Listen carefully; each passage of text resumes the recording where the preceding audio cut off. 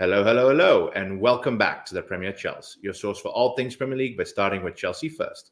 Coming to you on your speakers and headsets, good morning, good afternoon, good evening.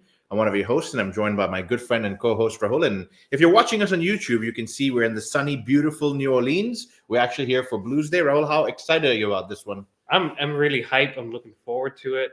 This is the third one, right? So we've been building up for it for 3 years, and I'm looking forward to all the activities and festivities we'll get up to. Yeah, so stay tuned on our Instagram. We'll try and put out some content as we go through this. Blues Days is not just about Chelsea and Wolves, but it's about Mardi Gras and some of the events that are happening in New Orleans. So hopefully exciting. You guys get to tune in and see what's going on. But before we dive into some of that content, we want to review Liverpool. I'm not sure if we're excited. Do we have to? I guess we're here together for the first time in a while, so we might as well. You'll see us looking down a little bit if you're watching us on YouTube, but we are going to be going through some of the stats we have on our phones here. So, Rahul, why don't you take us through the starting 11 that Pochettino pulled up for Liverpool? Yeah, so Petrovic in goal, Disasi at right back, Thiago Silva, Badiashile as center backs, Ben Chilwell, Jackie starting as a natural left back, but I think that's only because Colwell was injured. Caicedo, Enzo in midfield, Raheem Sterling, Conor Gallagher, Madueke as the three behind Cole Palmer as our false nine. Yeah, so I guess with everything that's going on, I think it's as good as a lineup we could have picked. We can debate that here in a second. Why don't we start with Ben Chilwell? How nice is it to have a natural left-sided left back really starting for this team? It's honestly something we've been begging for and crying for. I know he's had his issues with injury. I know Pochettino has had his mind set up that he can play Colwell as that third or as that left-sided defender.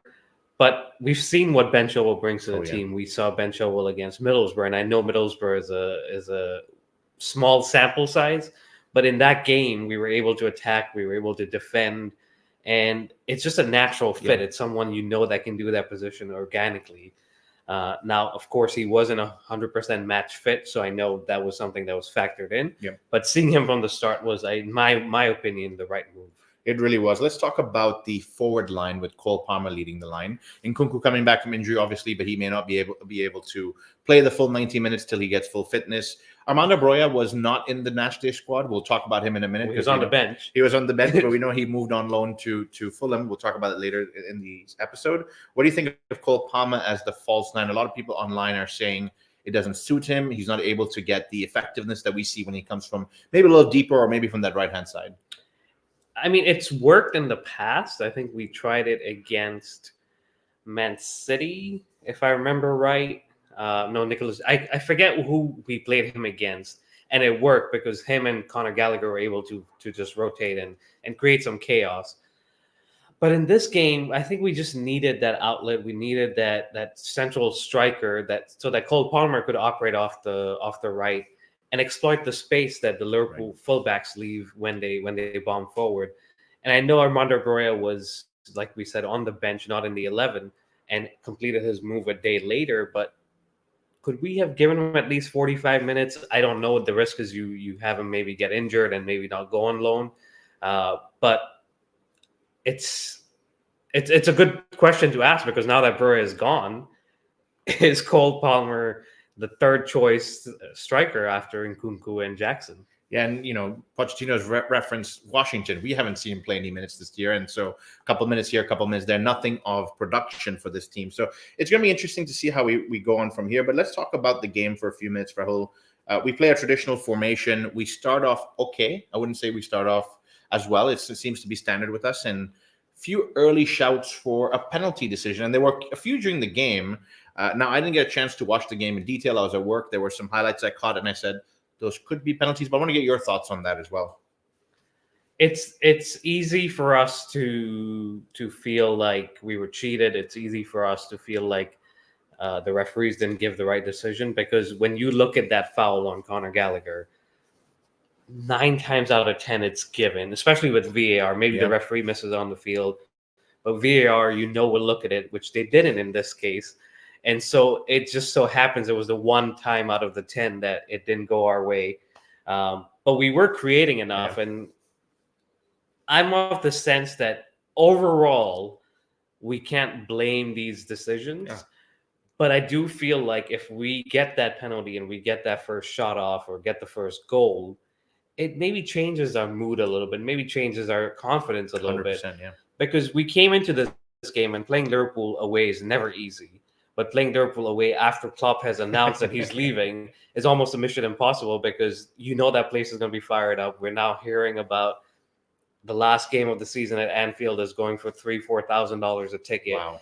So it is this kind of last dance, as we like to say these days. And it was never going to be easy. But if you get that first penalty, maybe you shush the crowd a little bit. You make Liverpool doubt themselves.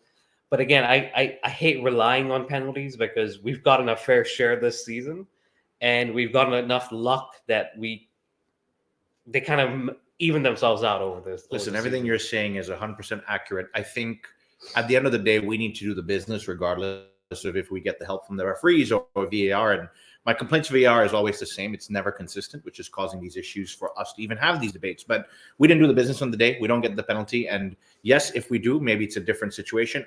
I still feel like we may have ended up losing that game, but maybe not to the level of 4-1. We might have had a 3-2 and taken it away and said we had a better performance than we did. But it started off like that. And from there, I didn't really see a way back. And unfortunately, I think a few minutes later, Jota comes through. And I want to talk about that really quickly, Rahul, because we've got experienced centre backs. And I know Thiago Silva can't be doing it on himself.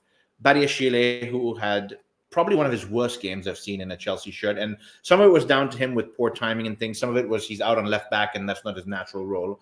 But for that first goal between him and Thiago Silva, Jota had no right to make it through them, but he does it with pure determination and he slots it home. What are your thoughts on that one? Because I was frustrated to watch it on highlights. It was honestly coming. It was. I know we spoke about our penalty shout, but it was a goal that was coming. And you know when Jota is in there, he's just got that poacher instinct. He's got that instinct of, I'm going to get ahead of the defender. And you really need to be 100% focused. You really need to be 100% match fit, which I don't think Badiashile is at this point.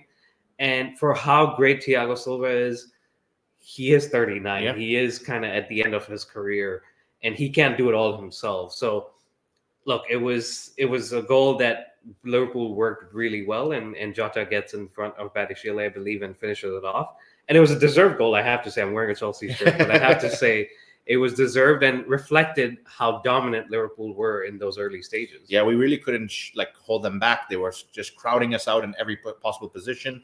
I think before we start recording, Rahul and I like to have chats, and I think one thing he said, which I didn't notice when I was watching the highlights, is Caicedo really struggled on his own. He didn't really get the support of Enzo or Conor Gallagher. And I know they try, but that's not their natural position to come back and really help him out of these situations. And the midfield rebuild, if you can call it that, for Liverpool seems to be going very well so far. They found the right players and the profile that fits.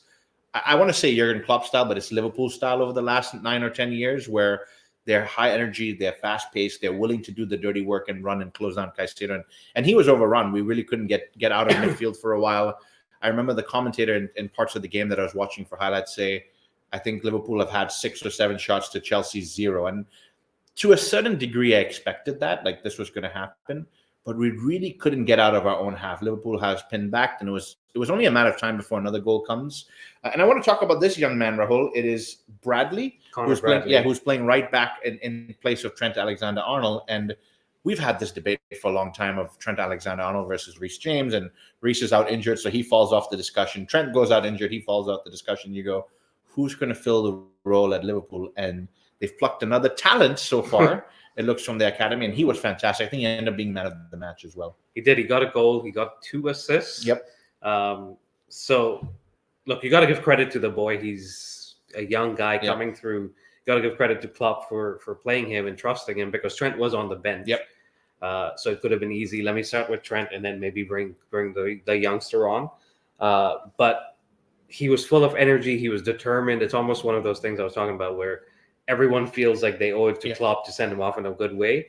And what better person to do it than someone that has been given the opportunity by Klopp. So the goal he scores is a great goal, but is there a foul in the build-up? Is there something that could have been done, should have been done? It was looked at. And maybe, again, it's with me with my blue shirt saying, looks like Jota and Chilwell is a foul on Chilwell, because that's a space that Conor Bradley runs into. And we could say Raheem Sterling should be tracking back, but these things happen so fast. They're split-second decisions, split-second balls that are played. And Raheem was just caught sleeping and Chilwell wasn't in the position, and it's a free run and honestly a good finish. Yeah. And it goes back to the point we're saying for the first goal is we couldn't get out of there. We didn't take our chances. We didn't take our opportunities. And we're willing to say, well, if the referee did this or if the referee did that. And I completely agree with that, right? The referee making the right calls could change this game. But at the end of the day, there's enough opportunities in 90 minutes for us to make our own opportunity. And we just don't do that. Performance was just not good enough. So we go down 2-0 at halftime. And I think before this game kicked off, Rahul, you had predicted a 3-0 loss for us. We were well on way for that. Did you see anything he could have done, said at halftime, that could have potentially changed it? The reason I'm asking, we'll talk about how quickly we go down again, but is there something he could have done to make these changes so that we could have come back and fought a little more aggressively? I mean, so you touched on the midfield. We were getting overrun. Caicedo was getting overrun. And people are wondering, why did we spend all this money on actually Caicedo and Enzo? Because you're looking at it, you're saying 200 million in midfield and they're getting overrun. Something's not right. Yeah. And so the one change that I really wanted to see was, let's just solidify the midfield. At 2-0, I think the game was lost. It was only going to get worse from there. And I know people will point to the past games where we've gone down 2-0 to Liverpool and come back. This isn't the same Chelsea. We did it earlier in the season, but this isn't the same Chelsea. And at Anfield, Liverpool are just going to continue to keep going. And so I honestly felt at that point, let's just try to win the second half. Let's just try to not win the game, but come back and stay solid and stay defensively tight. And if we nick a goal early, okay, you can build that back up and try to get the second one. But let's not concede the third. That didn't happen. I know he made 3 changes at halftime. Gusto came on. Palmer dropped deeper. And I forget the other 2 changes. But it's, again, we just didn't have the midfield to cope with Liverpool, in my opinion. Yeah, and I'm looking at the lineup here, and I'm giving Pochettino maybe a little bit of an excuse or a get-out-of-jail-free card. We talked about this as well. He seems to pick Enzo, Caicedo, and Conor Gallagher in that midfield trio. And for most games this season, they seem to complement each other well. Of course, in the Liverpool game, I would think you would want to go a little more defensive, a little more solid in that midfield. Not saying that these guys can do it, but Rahul, this season and even last season, how many times have you seen Enzo want to get stuck in and get dirty with the tackle? I really haven't. Gallagher can do it, but he's more of a running and closing down kind of person. We've seen when he gets too aggressive, it's a red card, and we're not comfortable with that. So really, as far as that steal in midfield, you look at Caicedo, and he can do it on his own. But I look at this lineup, and we're missing Lavia. Maybe he was the guy that could come in and be more defensive. Ugochukwu, big, strong, another guy that's out on injury, which is leading us to struggle. The rest of these players, I think maybe Casadei has come back from loan, and he could have done it, but it's his first minutes in Chelsea, and it's a big game to come back. Maybe he's not the right position. So I'll give Pochettino a get-out-of-jail-free card for that one, and Liverpool, to their credit, continue from there. Bradley to Sloboslai with a lovely header to put it in. And from there, Rahul, your 3-0 predictions up, and I'm not sure where we can say what happens next after that. I mean, I wasn't proud of making that prediction, but if you look at the way things are going, we were at a point where we had won 2-3, not lost to Villa, so I count that as good form, good run, right? And so we were due a dip, which tends to be the case where it's like 3 games and a dip, 2 games and a dip. Unfortunately, it came in this game, but I want to go back to what you were talking about. Yes, there are players injured. Yes, there are issues within the squad where maybe we're not balanced or don't have the right fit. But I look at maybe United a month or 6 weeks ago. They went away to Liverpool. Yeah. Dug in, did what they had to do. I'm not saying that's the way to play football or that's what we should be doing on a regular basis, but they made the most of what they had. Bruno Fernandes, the captain, was injured. They found a way to get a 0-0. Look, I'm not saying Poch out, but I'm wondering in certain games, especially the big games, what is our plan? What is tactically, what are we doing? And people will say, well, Badiashile makes 2 mistakes and we concede goals. But if you set up your team in a way that you're not under pressure constantly, mistakes might not happen, or maybe a mistake happens, but another player is able to cover up. So I look at Pochettino in that case and I say, could you have set up us a little bit different? Could you have done something different? Could you have tactically made us sit a little bit deep? I'm not saying park the bus, but sit a little bit deeper, rely on the pace of Sterling and Madueke, Mudryk, and hit Liverpool where it hurts when they come forward. I expect us to go into every big game, barring a Tottenham meltdown, to lose it because we're too open in the way I see it. Yeah, so I think what you're saying is maybe tactically he should Right. adjust his team for different opposition, which I think you look at the likes of maybe a Jose Mourinho in the past or Carlo Ancelotti, and while they'd like to play a certain way, we were able to adjust to the different teams and say today a little bit more open, Yeah. to a little more closed. And maybe Pochettino is trying to build this team and figure out, I want to be this expansive flowing team, because I've always said it makes me very, very nervous when we play from the back. And for whatever reason, we will have all of Liverpool pressing us and we will still try to play from the back. And it doesn't always go well. And so I'm wondering if you can change these kind of things for that. And if it means that means, hey, Raheem, you can run as much as you want, be ready to play on the counter. Yeah. Or Mudryk, I want to talk about him in a second. You're going to be the one that we rely on for when we do get that break. Use your pace and just run at the goalkeeper as fast as you can and take a shot. So maybe that's when you can give Pochettino a little bit of a point and say, you've been in the management field for a long time. You've managed the likes of Tottenham. You've managed PSG, now Chelsea. If you know that this is a project and you don't have all the pieces to the puzzle, which is crazy to think about with the billion that's been spent, but you don't have all the pieces you need. You have a lot of people in injury. Make it tight, make it compact. Would we lose that game? Probably. Would we get embarrassed for one? Maybe not. And that might be the key we take away from it. So it's a very good discussion point. Let's talk about Mudryk, Rahul, because I can't remember when he has that opportunity. If it's at 2-1. I think it was 2-0. 2-0. So it becomes 2-1 if he gets that in the game. Again, it's about taking opportunities, not relying on the referee. A lot of Chelsea fans like to point the finger at the management. Well, Mudryk's young. He doesn't get the opportunity. We're playing him out of position. We're not bringing him as a starter. He needs to build confidence. He's coming down when we're losing games. And I look at it and I go, they're all fair points. Chelsea fans have their rights to say it's this person or that person. But I look at it and say, Mudryk, it's your fault at some point to decide if and when you take your opportunities that are given to you. And I understand the ball from Gusto in that moment might have bobbled. I understand it might come at him fast. But at the end of the day, he's an extremely talented player that needs to bury these chances to tell us, I will be a success at Chelsea. And I'm not saying do it week in, week out, but there's enough frequency with Mudryk missing simple chances that make me concerned today. So I want to get your thoughts on the miss and Mudryk overall. I mean, it is a concern. How confident were you when you see that? Of course, you knew the result, but I was watching it maybe live, maybe not, because I was also at work, but I had it on.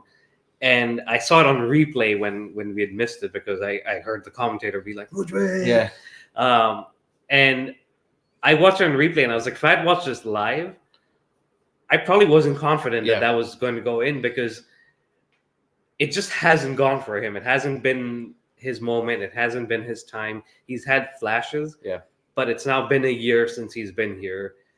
And I honestly don't know. I think it's affected him with similar to what we used to talk about with Kai Havertz, where the body language is kind of little let down, little shy, little just timid and in his own mind where he sees the ball played in and he's not like, this is my goal. He's almost like, let me do my best not to sky it. And so I think, and I know a few people have suggested, a loan might be the right move for him because the pressures of playing for Chelsea are extremely high. He would have gone to Arsenal and he would have been behind Martinelli and Saka. We're expecting him to come in and be like the starter. And yes, I know he doesn't start every game. He's behind Sterling. But if he was able to demonstrate what he can and should be doing, he could be a starter. And I don't know if he's ready for that just yet. So I think a loan may help. But then that creates another question is, can we go out and spend another 50, 60 million on a winger that may be ready for this stage? And that's where this whole discussion comes full circle of how have we spent 1 billion and don't have a team of 18 players that can be ready to fight week in, week out. And of course, of those 18, 4 or 5 of them have to be young players that have potential. But really, we're at this point where everybody's a young player that has potential. And there's not one, Rahul, that I can think of. And Pochettino said this in his press conference, and we've talked about this in the podcast, is Cole Palmer seems to be the exception to the rule. And when Cole Palmer's on, Chelsea's on. And when Cole Palmer's off, which unfortunately in every game we've been poor in, he's been off or he's not been able to get the space or the ball or the opportunities. Or a penalty. In this case to get this done. So we can't rely on him. We have to find a couple more leaders, a couple more players that are willing to step up to the plate. And I'm disappointed to say that at 1 billion, I can't see that in this Chelsea team today. So Pochettino has his work cut out for him. There's a lot more to go, but I think we are at 31 points so far this season, which is as much as we got last season, I believe. So there are slight improvements at this point. There are slight improvements so far. So I think hopefully we can put and maybe that's a good question. I'll wrap up with the final goal. Fourth goal coming in the form. Sorry, actually, let's talk about Christopher Nkunku first. Yeah. So maybe a bright spark. He comes on and maybe a goal out of nothing. He finds position to squeeze through and gets it done. Carney does well in the build-up, runs through the lines, plays it into him. Nkunku quick with his feet and gets a shot off. And we've seen flashes again from Nkunku. I know he's had injury issues, which maybe is a different question of why didn't we do our due diligence there? But I've seen enough from him that if we're able to feed him the ball with a little bit of space, he has the ability to finish it. It's not like a Nico Jackson situation where he's skying it or he's doubting himself and needs 5 or 6 chances, because we saw it against Wolves a few weeks ago. So that gives me some hope, but I need to see him stay fit and continue playing. What I hate is us crossing a ball into him when he's playing against Konate and Van Dijk. It's not his profile. That's not what he's here for. And I'm hoping now that Jackson is back from AFCON, he can play that striker position. Maybe Nkunku plays off of him, and they build a chemistry. And for the sake of Chelsea, that chemistry works out, because if those two are able to get the best out of each other like we saw in pre-season, there might be something there that could get us excited for the rest of the season. But a good goal, something that we maybe deserved with the penalty shots, which maybe Christopher Nkunku should have had a penalty as well. But a good goal, something to take home as a positive. Yeah. But then Liverpool scored again. And listen, when you're losing 3-1 and the fourth goes in, I almost counted as we were down and out. It's just there. Jose Mourinho said this famously.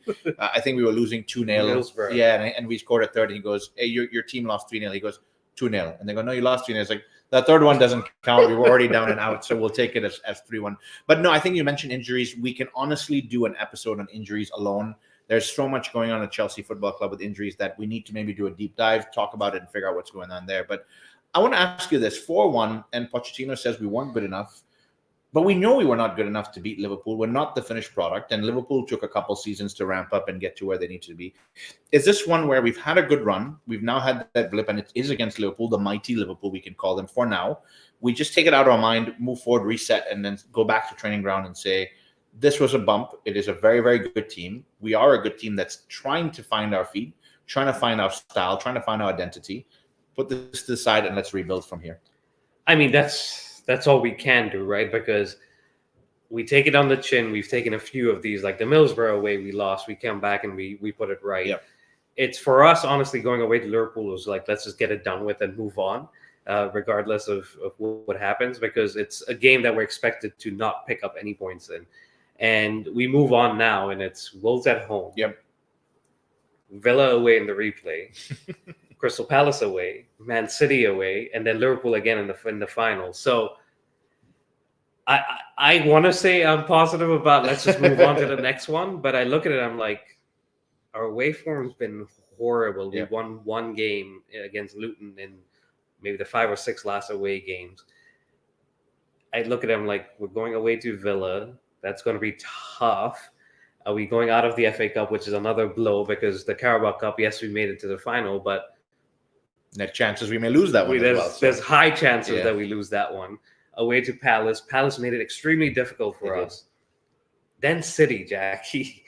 And if Liverpool tore us apart like that, City are going to be hungry to put that 4-4 right from earlier this season. And they're also in a title challenge. So are we winning a game in February? I honestly am not positive. It's hard to tell. And I think this is where the whole segment of this section comes to a close of, between the players and Pochettino, there's key moments, right? Pochettino, change your style.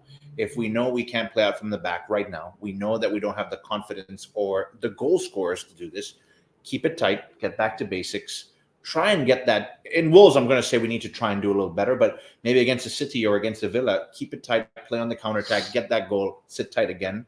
I know that these players weren't designed for this, but we've all played football. Again, I put my hands up and tell you I wasn't the greatest footballer out there.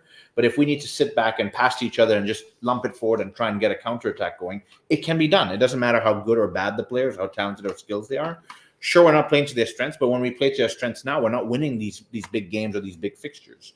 So hopefully that's something Pochettino can take. And for the player standpoint, I look at that Liverpool game, and I even look at that Middlesbrough game. I know we had a good win in between, but the one we lost, who steps up to the plate, bro? Who is a leader that says, we're not playing well, stay calm, be tight, be compact, not necessarily going against Poch's wishes, but saying we're starting to panic now. We're starting to break apart. Badiashile, you had a bad move there.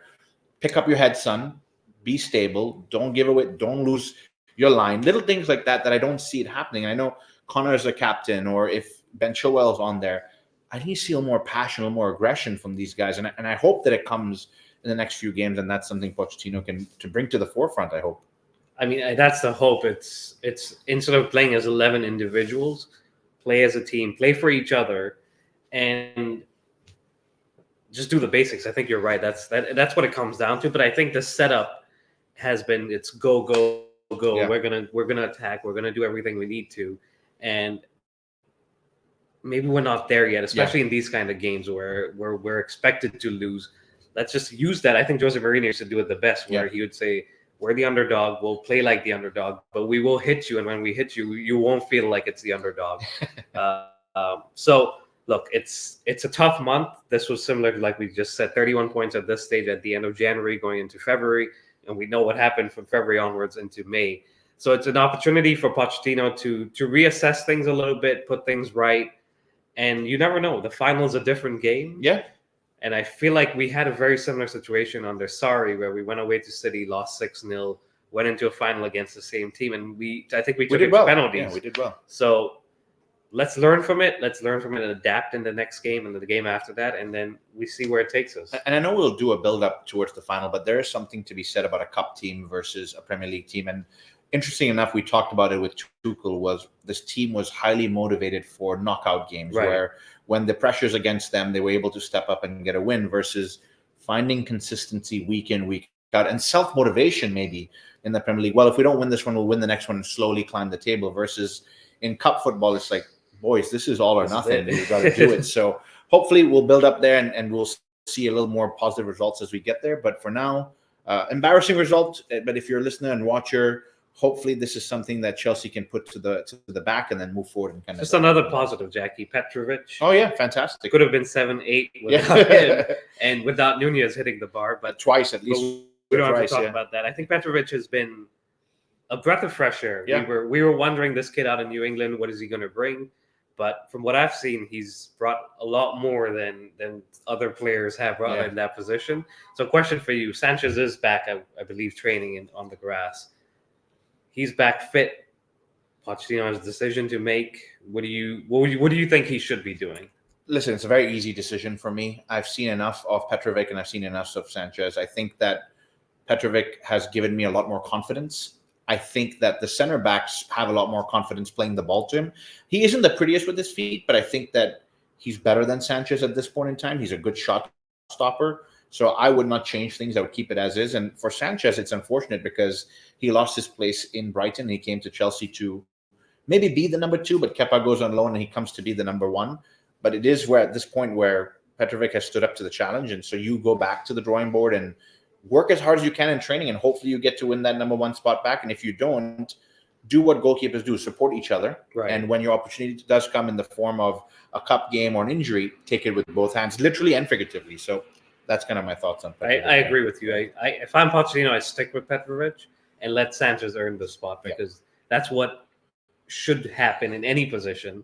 But we'll see what Pochettino does. And Pochettino likes to give us some confusion when he does his team lineups. But speaking of team lineups, let's talk about the transfer window. It is now officially shut, and I talk about team lineups because there were a lot of changes, but not major changes in the last couple of seasons and transfer windows. The Chelsea ownership and the Chelsea directors of football have spent a lot of money.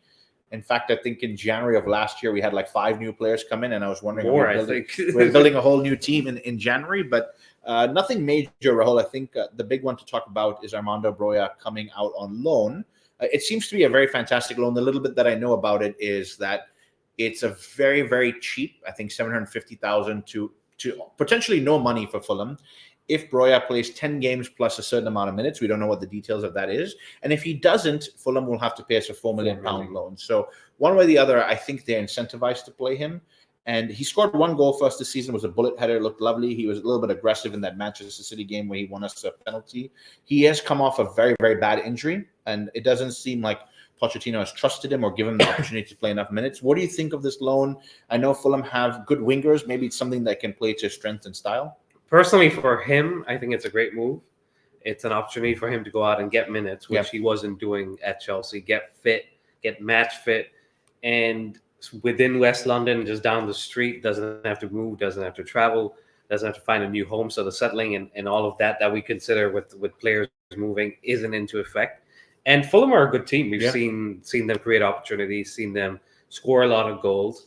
And Broya, with the opportunity, should be capitalizing on it. Not to maybe stay at Chelsea, but to earn a move somewhere else, maybe stay at Fulham.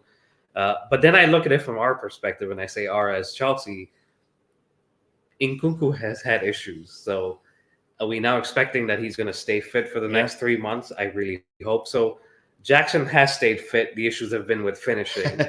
And then if you don't have those two, your option is to play Cole Palmer. Yeah. So selfishly, as a fan, I'm like, did we really need to send him out on loan? Couldn't we have kept in and kept the options? But then we have maybe 10, 11, 12 Premier League games to go. We have a cup final, and then we have one FA Cup game, depending on what happens there. So maybe the opportunities may not have been for him to play, and then you get into the summer, and it's a different conversation. Right. So overall, I think it balances out as a good move, but only time will tell. And bringing no one in tells me that they want to see what Broya can do. Yep. Sell him in the summer and bring that big name in. And we've heard rumors of who that will be, so we'll see what happens. Chelsea have found a model where they're finding a way to pre-sign players, maybe stay out of the drama of what we saw with Enzo and Modric, which honestly I love. I think and Caicedo. I thought they forgot about the drama, but they brought it into the summer. But Rahul, one of the interesting things that has happened is we've recalled some of the youth that went out on loan, and I'm not sure what the thinking behind it is. Obviously, Andre Santos from Nottingham wasn't playing, came back, and he's going out on loan. Strasbourg. We've got Cassidy back. He was doing fantastic at Leicester, so that one is a head scratcher. But we talked about injuries to Lavia. We talked about Witriku. Maybe he's coming in to add numbers to that midfield. And Moreira has come back from Lyon. I don't know if he just didn't get enough minutes. I don't see where he falls in the pecking order of this. It's almost stunting his growth. So I want to get your thoughts on the callbacks and what the thinking behind that is. It sounds like Pochettino wasn't too involved with it, but now he's got options, at least a couple in the wing and in the midfield. Yeah, I think it's honestly, we needed some reinforcements. We needed some players to come in.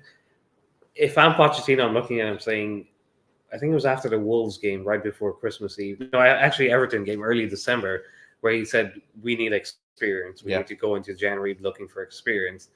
And I'm looking at him like, where's the experience? But then I look at it from the club perspective, and in general, actually, all of the Premier League, all of Europe didn't spend as much. I'm looking at Fabrizio Romano, and I'm like, you had a very chill transfer window, because at the rate things were going with not just Chelsea, but just in general, signing after signing and links after links, and this January was just very calm. So maybe the opportunities weren't there. Maybe Chelsea have other plans for the summer and want to see what these youngsters can do, because maybe they might sell them and make a little bit of profit and buy someone else. But yeah, look, it's an opportunity for Cassidy. It's an opportunity. I don't know if Diego Moreira is with the first team, but I know Lyon were trying to sign Ben Rama, so maybe that was an option that we knew Moreira wasn't going to get game time. Santos has gone back out on loan. I really hope he can play, because in preseason he looked really good.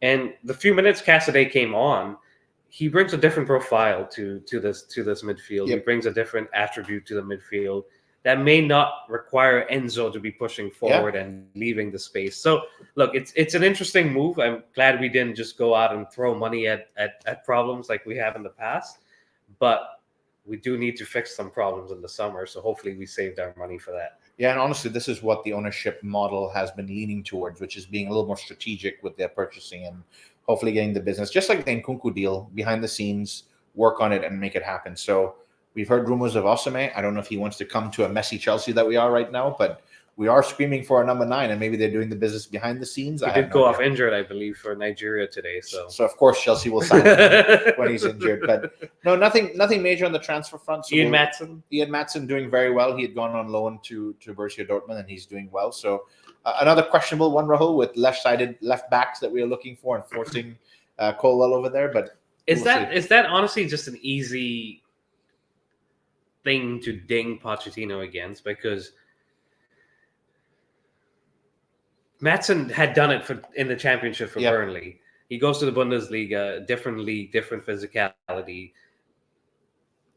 Maybe the ding against Pochettino is he didn't get the chance. Yeah. But I don't know. I feel like Maatsen just didn't have the attributes of playing defensively and in attack. I think he's great going forward, but maybe defensively would have been found out a little bit. Just my opinion. Yeah, I think, but you have preseason to assess that player, right? And you and I had an opportunity to watch him very closely, and one thing that we noticed was he rarely played at left back. Right, and you even asked Pochettino and if that's the case, and if you knew that your left back position long term was not going to be him, and to be perfectly frank, your left attacking midfielder or your right attacking midfielder positions were filled, they had an offer from Burnley in the summer, and so to maybe drag it out was an interesting case too. I think Maatsen said no to that. Yeah. So let's see how it plays out. It might be this is a good opportunity for Maatsen to prove himself, and he comes back and he's another opportunity for him to try again at left back or attacking. I think he might get sold, or he might get sold for FFP reasons, whatever the situation may be. But definitely an interesting one. Let's move on and build up to the reason we're here in the beautiful New Orleans. It's sunny. If you're watching us on YouTube, sorry for the glare, but it is a beautiful day out here. Rahul's coming from 30 degrees, 40 degrees. It was freezing. And we're pushing 75 today and sunny. So let's talk about Wolves, Rahul. Usually we do a match preview, a build-up. And I give you some stats. Yeah, let's talk about some fun stats. You ready for these stats? Because usually let me say one thing. When I ask him for some fun stats, they're always negative stats. I'm very excited. They're negative. They're positive but become negative. Yes. Yeah. Chelsea are unbeaten in their last 10 home league games against Wolves since a 2-1 loss in March of 1979. Wow, that's a long period since we've done this. Following their 2-1 win at the Molineux on Christmas Eve, we know Wolves won. They're looking to complete a league double against Chelsea for the first time since 1974-75. Wow. So we're like before we were born. Yeah.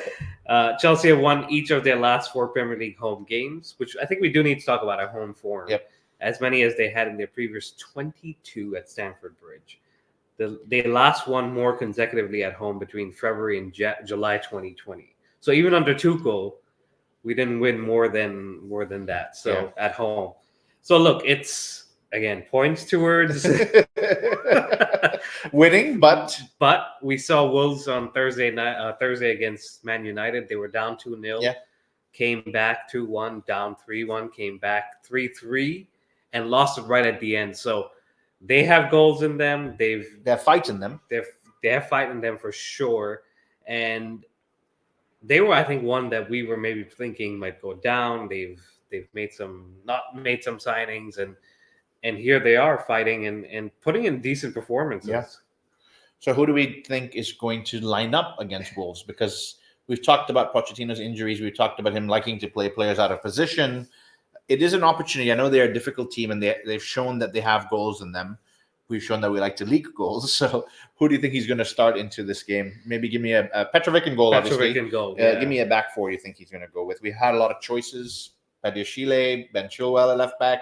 Colwell, is he back fit? I don't know. I don't know. I think we obviously missed Pochettino's press conference today. But barring any injuries or knowing the details, I would go Gusto. Right back. Disasi, Thiago Silva, Chilwell. Okay. So you're going to go with 2 traditional fallbacks, which I can count maybe on my hands how many times we've seen that this season. It's usually a center back playing or an inverse fallback in the position. So I'm excited for that. I really like to see 2 traditional fallbacks. Hopefully Pochettino doesn't disappoint us. Midfield 3, is he sticking with the same guys? Yeah, I mean, there's not that many options. So Caicedo, Enzo, and Gallagher. Okay. And a 3 up front? Sterling, I'm guessing Gallagher is going to be playing down as a number 10, or Enzo, who knows. Palmer and Nicholas Jackson. So you think Jackson will come back from AFCON and ready to take hold? Or do you think Nkunku might start this game? I think Nkunku will be on the bench. He's obviously just coming back from an injury. Jackson went away to AFCON, but from what I've read, and I didn't watch the games, but he did start most of them on the bench. Yep. So should be fit enough. Should be fit. Should be maybe even a little rested since he hasn't played every game. And honestly, it's an opportunity for him to come back and say, this is what you guys were missing. Listen, if he comes back and he shows us that, I will be excited because Chelsea fans have been all over the board. We talked about Nicholas Jackson is great in preseason. Then why did we sign this guy? And he goes on, scores a hat trick, and he goes, yes, he's the answer. And then he starts missing it. Why did we sign this guy? And then play Broja. And of course, Broja gets his chance. And then it goes, yes, I'm so excited for Broja to, well, I don't know why Broja is playing. He's not good enough to bring Jackson back because we've missed him. So for me, I'm excited. I hope he can get this opportunity to prove what we have been missing. I think he can bring a little bit of a target man. And hopefully in that second half, Rahul, we can see Nkunku and him link up like you alluded to and maybe get the business done. So the big question is, and I love asking this question to Rahul because you guys don't get to see the behind the scenes of when we chat about making the score lines. But I'm just looking at the standings. But yes, go ahead. What do you predict this game is going to end as? So Chelsea in 10th. 31 points. Wolves in 11th. 29 points. It is going to be a draw.